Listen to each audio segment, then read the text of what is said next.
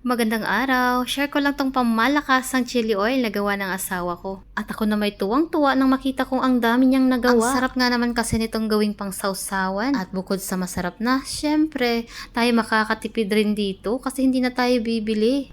Kaya wag na nating patagalin pa, tara na't ating simulan. Sa bowl na ito ay naglagay siya ng chili flakes, Sichuan peppercorns, chicken essence, salt at vinegar. Sa pot naman na ito ay nagpakulo siya ng oil at nilagyan niya ito ng luya. At para magkaroon ito ng magandang aroma ay sinundan niya ito ng spring onions, dill at coriander. At pinakulo-kulo niya lamang ito hanggang sa naluto na at nag-brown na ng kaunti ang ating mga aromatics. At dahil okay na nga ito ay sinimulan niya ng tanggalin at siniguradong malinis at walang naiwan sa oil. At habang ito'y mainit at kumukulo-kulo pa, ay agad-agad niya itong dahan-dahang isinalin sa chili mixture.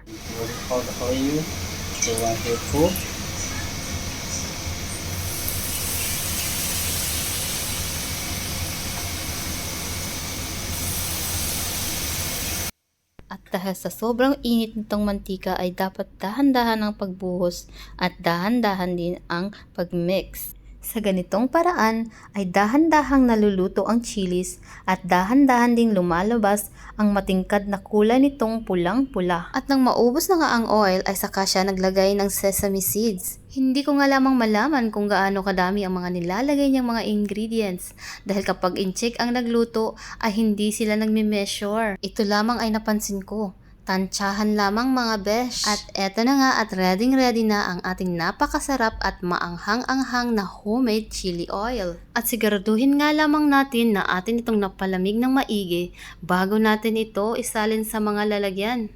Hanggang dito na lamang po. Maraming salamat sa panonood at kung nagustuhan mo at na-inspire ka sa video na to, pakishare mo naman ito at i-like at i-follow mo na rin ang aking page. Paalam!